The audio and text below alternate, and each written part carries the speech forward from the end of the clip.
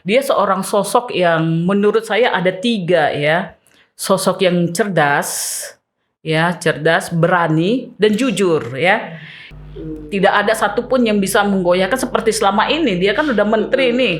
Tapi dia punya sikap sendiri kan. Maunya juga seperti itu. Setelah dia duduk jadi wapres, dia harus ya itu tadi tetap berada pada koridor. Kalau bisa memang lebih berani lagi karena dia udah punya power kan. Lebih berani lagi gitu. Itu yang kita harapkan dari seorang Mahfud MD.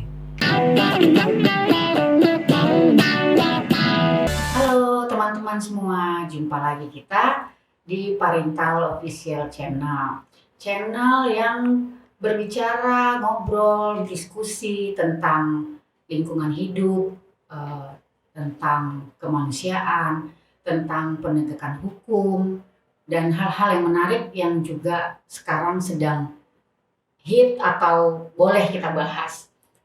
Hari ini channel ini dibangun oleh alumni Universitas Sumatera Utara.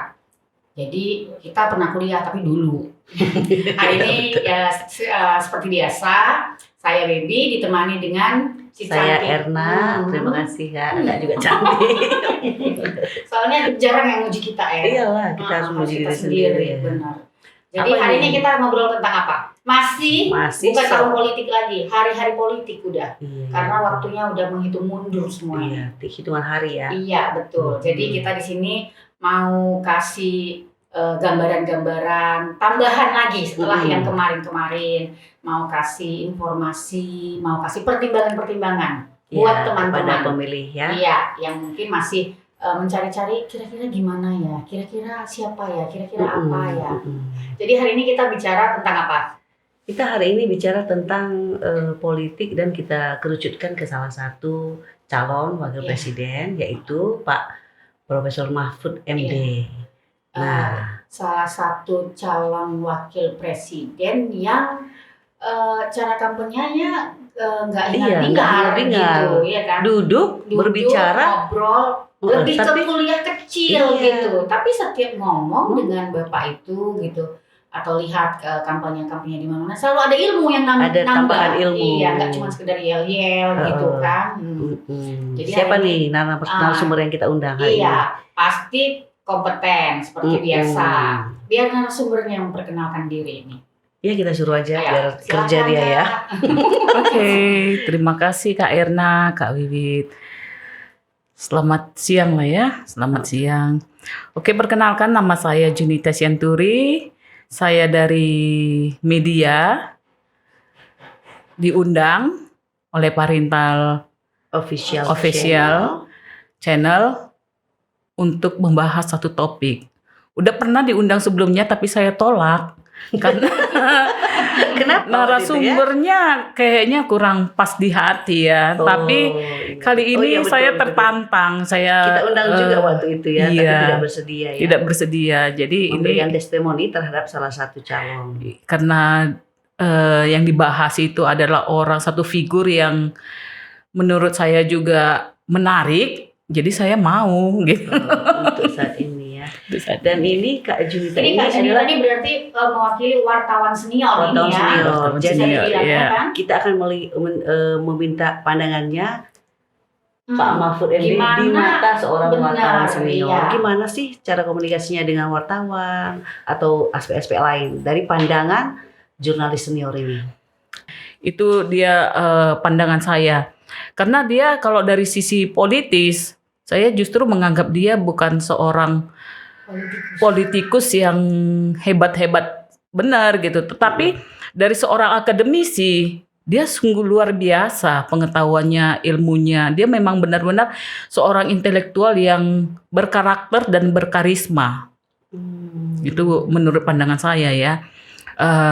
Kapan saja ketika ditanyai oleh wartawan, dia siap. Tidak ada tunggu dulu, tidak ada sebentar saya lagi ini. Kapan saja ketika dia bisa memberikan jawaban, dia akan menjawab gitu ya, meladeni kawan-kawan media. Itu yang saya lihat.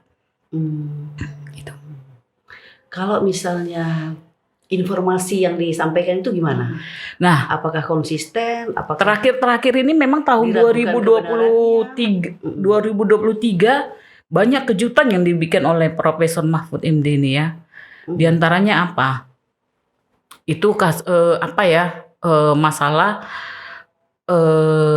oknum yang terlibat di dalam Kementerian Keuangan yang melibatkan 16 orang. Sampai 340 berapa itu? 349 triliun ya. Itu ada catatan-catatan saya itu ya. 349 triliun. Terus kasus penipuan Koperasi Indosuria itu 106 triliun. Belum lagi itu korupsi Asabri 22,78 triliun. Bakti Kominfo 8 triliun. Itu banyak yang yang dikupasnya gitu. Artinya yang diungkapnya itu sejak tahun 2000 berapa itu ya?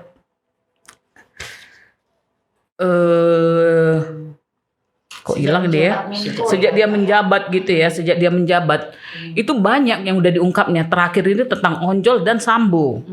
Ferdi Sambo kan. Jadi itu perkara-perkara besar yang melibatkan institusi yang mungkin selama ini agak tertutup gitu, tapi dia buka dengan beraninya. Kan kalau dia mungkin politis ini dia ungkap sekali aja hanya untuk menarik simpati orang atau menarik perhatian orang, habis itu senyap, banyak kan juga kan seperti itu. Tetapi ini tidak gitu ya. Dia ungkap berkali-kali sampai ya orang tahu gitu kan, ada apa gitu. Nah seperti itu saya melihat dia. Makanya saya lihat dia itu orang yang memang berani, jujur dan pintar. Gitu. Kalau dari sisi wartawan itu kan ada sisi nilai berita dari sisi ketokohan. Kalau kakak melihat misalnya dibandingkan dengan menteri-menteri di kabinet lain, dia ini di mana posisinya ini dari nilai ketokohan? Misalnya ada nih di depan, siapa yang paling duluan itu dikejar sama wartawan? Sebenarnya tergantung topiknya juga. Kalau masalah pertanian nggak mungkin juga dia dikejar kan? Pastinya Menteri Pertanian gitu ya. Tapi secara karakter dan akurasinya. Mungkin kalau secara hukum atau masalah, iyalah hukum lah yang terlibat dengan hukum, pastinya dia yang dikejar ya. Kalau misalnya disandingkan dengan yang sejenis seperti Menteri Yasona Lawli itu, Menteri HAM. Mungkin dia yang dikejar si Mahfud ya, Profesor Mahfud ya. Karena dia itu menyimpan banyak perkara. Mungkin ya dia tahu belum tersempat di ini kan. Jadi kalau pintar wartawannya menggali, ya mungkin dia banyak taunya dan banyak bisa dibocorkannya gitu. Jadi kalau misalnya dari wartawan pelit amunisi enggak misalnya? Oh tidak. Setengah-setengah tidak. Atau dia itu justru sebagai narasumber yang mempunyai nilai jual yang sangat tinggi dari sudut nilai berita. Karena selalu ditunggu. Bayangkan aja kita juga mencari dari media sosial dia, dari TikToknya, dari satu lagi itu Instagram. Dia kan mau juga bernyanyi di situ kan, bernyanyi tanda petik ya. Apa itu ungkutinya?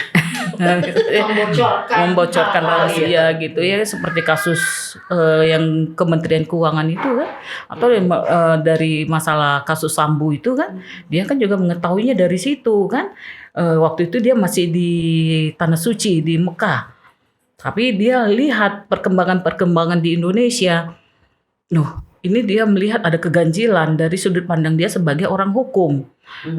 Iya kan, kasus Ferdi Sambo itu. Ini ada apa? Nah dia kan memberi komentar juga di apanya itu. Ini harus diusut. Ini bukan kasus pembunuhan gitu kan? Bukan kasus tembak menembak saja. Ini sudah dibunuh gitu. Jadi bukan tipe orang menutup informasi. Iya, dia memang dan dia memang sepertinya dia harus tahu banyak dulu baru dia berani mengungkapkan dulu, dari kantonginya dulu data-data itu baru dia ungkap ke publik. Tidak hanya sedikit yang dia tahu langsung diungkap, enggak.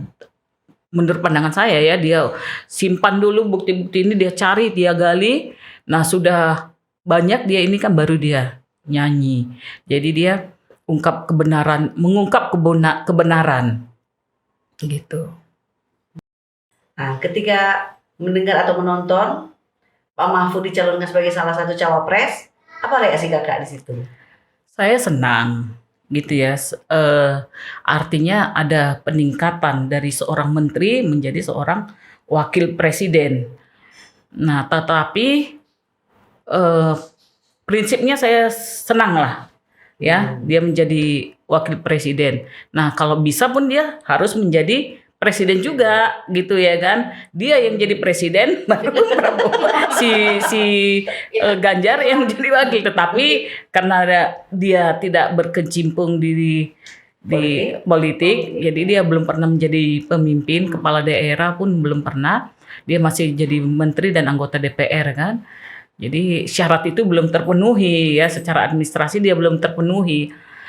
Nah, cuma memang harus ada satu sikap menurutku ya. Dia harus punya sikap yang kuat terhadap keahlian dia. Dia itu orang yang pakar di bidang hukum.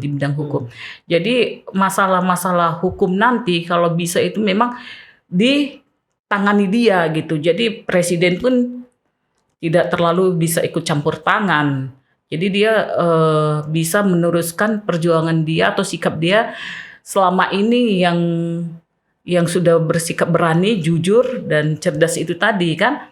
Jadi banyak kasus-kasus juga yang di negara kita ini juga belum terselesaikan. Mudah-mudahan setelah dia naik nanti menjadi wakil presiden, persoalan-persoalan seperti kasus Komnas HAM itu ya bisa terselesaikan. Jadi ada nilai plusnya dia duduk sebagai wakil presiden. Jadi dia tidak usah dipolitisir, dia memang khusus dia membidangi hukum ya. Jadi perkara-perkara besar hukum di negeri ini dia bisa tuntaskan gitu. Karena seperti yang dia bilang itu ya, kalau masalah hukum diatasi, hukum ditegakkan, 50% masalah di Indonesia ini selesai. Ya. Sebenarnya di situ saja pun dia fokus, sudah 50% selesai. 50%-nya lagi diselesaikan dari sektor lain ya kan. Berarti 100% selesai. Itu harapan kita kalau dia duduk nanti kan. Cuma kan memang penegakan hukum di negeri ini kan juga sangat rumit ya kan? Iya, tidak ada seperti menegakkan. Benar, betul. Iya, dan dihadapinya kan bukan satu negara kita aja kan? Ada negara-negara lain yang terlibat di dalam negara kita kan? Yang punya kepentingan ya? Iya, yang punya kepentingan. Apalagi Indonesia kan menjadi sasaran ini karena kasus krisis global yang terjadi kan? Ya, banyak orang berpengharapan kepada Indonesia juga, terutama masalah karbonnya juga kan. Iya ya.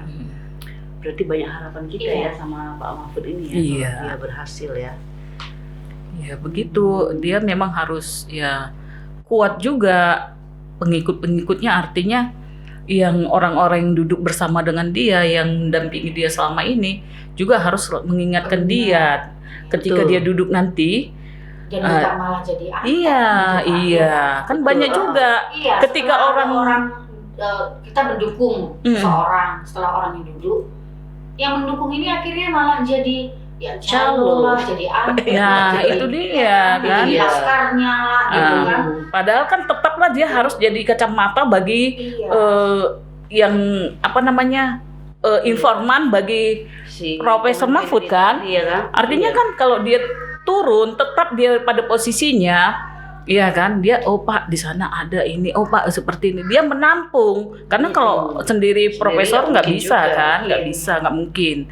Karena dia juga mengurusi negara kan, beberapa provinsi dan berapa ratus juta yang mau diurusinya kan gitu.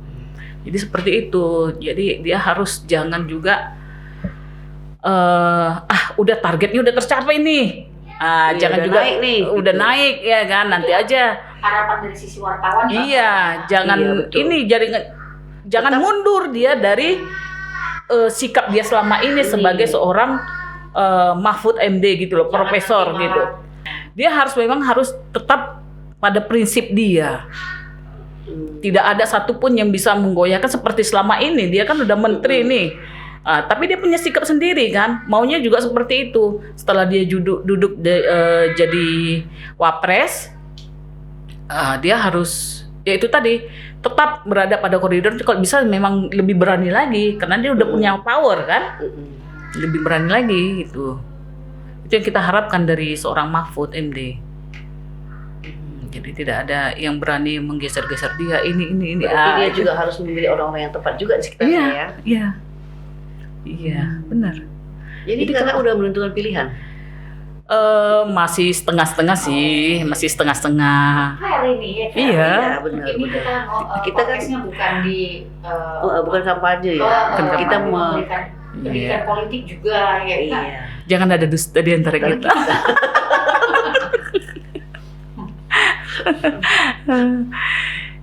Jadi apa ya? Itu yang saya suka dari seorang figur Mahfud MD ini ya, daripada yang lain gitu ya, pasangan yang lain ya. Dia memang memiliki karisma sekali meskipun dia low profile, ya kan? Dengan kesederhanaannya. Dari pandangan wartawan gitu maksudnya. Eye catching nggak ini Pak Mahfud ini? Kan dia punya kedudukan sebagai menteri dan dia punya wawasan itu tadi. Jadi dia dikejar gitu. Kadang kan ada juga ya, aku pernah lihat itu waktu keluar dari mana itu ya, dari masjid atau dari mana itu, dia ditungguin tuh sama wartawan nanya gitu kan, dia jawab gitu. Dan memang membumi gitu Pak, dekat gitu ya, nggak ada jarak ya.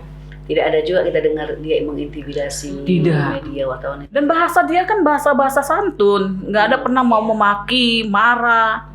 Iya, bahasa santun.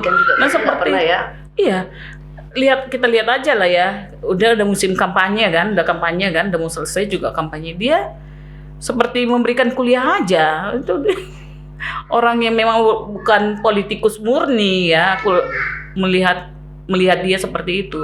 Dia lebih kepada diskusi. Tanya, aku jawab. Seperti yang kemarin itu ya, tabrak yang di kafe, tabrak Prof. Itu menarik juga ya. Kampanyenya Pak Mahfud juga sebenarnya. Dia buat cuplikan di TikTok untuk Gen Z ya kan, untuk anak muda yang terpesona dengan 20 detik ya kan, informasi 20 detik. Dia akomodir juga dengan Bapak ini gitu ya. Jadi ya itulah seorang Mahfud MD. Kalau tadi si aktivis lingkungan mengatakan Prof Mahfud MD ini ibarat pohon. Kemarin kita wawancara orang hukum, koki ibarat garam. Kemudian orang hukum dia bilang pendekar hukum. Kalau di wartawan menggambarkan sosok Pak Mahfud ini apa? Apa ya? Kalau aku melihat ya, ini pribadiku ya, tapi belum bisa juga mewakili wartawan ya. Ya dari 3 kriteria dia tadi di mataku itu, dia orang yang berani, jujur, pinter gitu ya. Dia seperti apa ya? Lebih tepatnya Superman ya. Superman ya. Dia bisa mengungkap semua memberantas kejahatan.